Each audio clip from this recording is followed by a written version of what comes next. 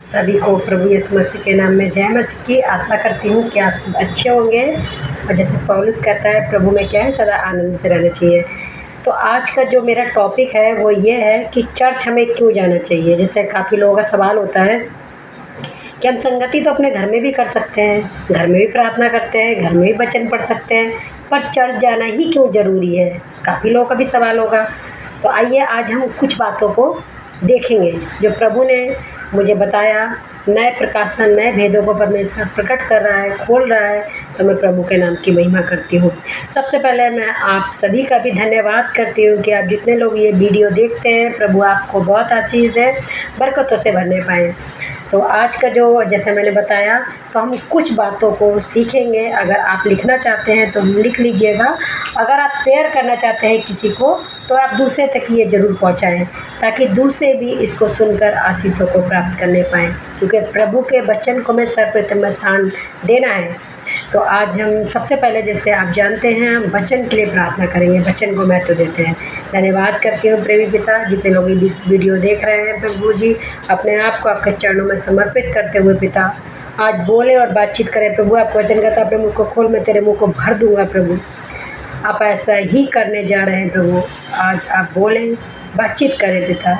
आज का वचन सभी के जीवन में अधिकाई से बसने पाए, 100 गुना प्रतिफल लेकर आने पाए।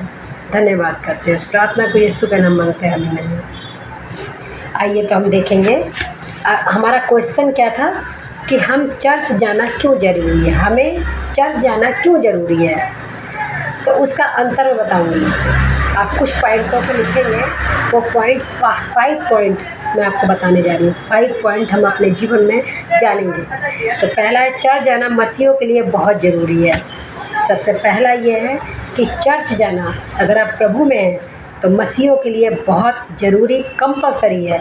तो हम देखेंगे, पहला, परमेश्वर के साथ संगति करना है।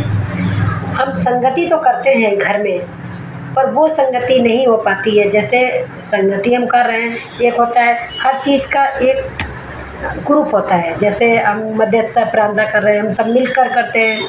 अगर हम चैन प्रेयर कर रहे हैं, वो भी हम मिलकर ही करते हैं, कि एक दूसरे के हम साझा करते हैं, मिलकर हम करते हैं। तो हम जानेंगे परमेश्वर के साथ संगति करना, वहाँ पर हम संगति करते हैं। जैसे मूसा ने तम्बू को बनाया, तो हमें क्या है, वहाँ पे ज़रूर जाना। याजक लोग जाते थे, आज प्रभु ने सभी के लिए कर दिया है कि सभी जाते हैं और अपने आप को भागता हुआ बलिदान करके अपने जीवनों को में परमेश्वर के चरणों में चढ़ा देना। खुले आम हम आराधना, प्रार्थना, प्रभु की महिमा कर सकते हैं। प्रभु की आवाज़ को हम वहाँ सुन सकते हैं। कैसे सुनेंगे? परमेश्वर के वचन के द्वारा सुनेंगे, क्योंकि अगर कोई दास को परमेश्वर नियुक्त करता है तो वो दास के अंदर पवित्र आत्मा रहकर बोलता और बातचीत करता है। आप तो ये जानते हैं, पर चर्च जाना यही ज़रूरी है, परमेश्वर के साथ संगति करना है, वहाँ संगति हमें मिलती है। सेकंड नंबर है, बाइबल के अनुसार शिक्षा प्राप्त करना अथवा वचन पढ़ना। हमें वहाँ पे शिक्षा प्राप्त होती है। अपने आप से बैठकर कुछ हम, अगर परमेश्वर पवित्र आत्मा जब सिखाता है, अद्भुत सिखाता है, हम सीखते हैं, पर वहाँ पर एक वचन से ही अलग अलग देखो सबको वरदान होते हैं। किसी को अगर आराधना का है तो वचन का नहीं है, वचन का है तो आराधना का नहीं है, दोनों हैं तो बहुत सी चीज़ें नहीं होंगी। तो परमेश्वर क्या है, धीरे धीरे उसको उन्नति देता है। तो वहाँ पर क्या है, बाइबल के अनुसार शिक्षा प्राप्त करते हैं। जब दास के अंदर रहकर पवित्र आत्मा बोलता है और बातचीत करता है एक ही वचन से। अगर मान लो हमें योना 15 अध्याय पूरा पता है और वो जो है हमें पता है वचन, पर उसका भेद और प्रकाशन दास के द्वारा परमेश्वर हमें कुछ और बताना चाहता है, तो वो हमारे जो है हमसे बात करेगा परमेश्वर वचन। तो हम वहाँ पर हम शिक्षा प्राप्त कर आते हैं और वचन भी हम पढ़ते हैं, क्योंकि वहाँ पे कोई रोक और टोक और पाबंदी नहीं है। एक दूसरे को प्रोत्साहित करने का स्थान है। वहाँ पे क्या है, एक दूसरे को प्रोत्साहित कर सकते हैं, क्योंकि अपने घर में तो प्रार्थना सभी लोग, आप जानते हैं कि आराधना, प्रार्थना, महिमा सभी कुछ करते हैं, पर घर में क्या हम एक दूसरे को प्रोत्साहित करेंगे? जब तक हम मिलेंगे नहीं लोगों से या हम जाएंगे नहीं, तो कैसे लोगों से हम प्रोत्साहित करेंगे? कैसे अरे बहन, परमेश्वर ने तो मुझे इस वचन से ये बात करी है। क्या तुम्हें परमेश्वर कौन से वचन से बात करना चाहता है?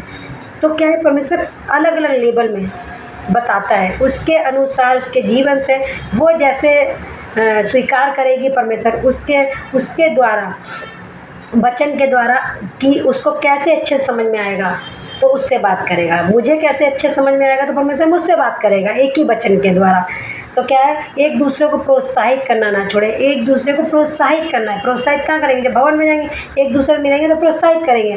और सत्य गवाही कहाँ पर होती है, चर्च में, भवन में होती है, जो प्रभु का भवन है। सबसे पहले तो हमें ये सोचना है अपने जीवन में कि प्रभु का भवन हमारा शरीर है। ये शरीर परमेश्वर की आत्मा का मंदिर है। आत्मा कौन, पवित्र आत्मा का मंदिर है। अब इसमें कौन विराजमान रहता है, प्रभु यीशु मसीह विराजमान रहता है। जब प्रभु आ जाता है तो प्रभु का भवन भी है। प्रभु ने जो भवन बनाया है वहाँ पे क्या है, वहाँ पे गवाहियाँ दी जाती है जो हमारे जीवन में आज तक प्रभु ने करा है या जो परमेश्वर कर रहा है। बहुत से काम नहीं थे और हम प्रार्थना करने गए, वो रुके हुए काम बन गए, या किसी के लिए प्रार्थना करके आए और छुटकारा हमने आकर अपने घर में देखा। तो ये सत्य गवाही, ये जीवित नाम क्यों आ जाता है, क्योंकि यीशु मसीह मुर्दों में से तीसरे दिन जीवित हो उठा। तो ये सत्य गवाही बन जाती है, कोई झूठ नहीं बोलता, क्योंकि पवित्र आत्मा जब बुलवाता है, आप जानते हैं सच्चाई 7 तालों में रख लोगे, वो छुप नहीं सकती। एक एग्जाम्पल दूंगी, जैसे चोर है, अगर चोरी करता है या हत्यारा है, हत्या करता है, तो क्या है, झूठ जो है कभी ना कभी कितना भी ढापोगे पर सच्चाई जो होगी वो प्रकट हो ही जाएगी। मालूम ही हो जाएगा, अरे ये तो चोर है, चोरी करता है, या झूठ बोलता है, झूठ बोलने वाला है। तो सच्चाई कहीं छुपती नहीं है, 7 तालों में रख लो। और वो जीवित परमेश्वर, सत्य गवाही, जीवित गवाही है परमेश्वर के भवन में ही होती है। तो आप भवन को ना छोड़ें, भवन में और संगति में प्रभु के साथ बने रहें। समुदाय का हिस्सा बनना, 5वां है समुदाय का हिस्सा बनना। पहला बताया परमेश्वर से संगति करना है, दूसरा बताया बाइबल के अनुसार शिक्षा प्राप्त करना है अथवा वचन पढ़ना है, तीसरा बताया एक दूसरे को प्रोत्साहित करने का स्थान है, चौथा बताया सत्य गवाही होती है, 5वां बताया समुदाय का हिस्सा बनना है। समुदाय बहुत बड़ा एक समुदाय होता है, एक झुंड होता है, तो उसमें क्या है, हमें हिस्सा बनना है, पार्टिसिपेट करना है। अगर आपको आराधना का, तो आप कहिए अपने दास से या किसी से कि मैं आज आराधना करना चाहती हूँ, मैं आज वचन से लोगों को प्रोत्साहित करना चाहती हूँ, क्योंकि इसमें प्रोत्साहित का भी शब्द आया, प्रोत्साहित करना चाहती हूँ। तो आपको मौका देंगे दास, जैसे आपको मौका मिलता है तो आप उस मौके को जाने ना दें।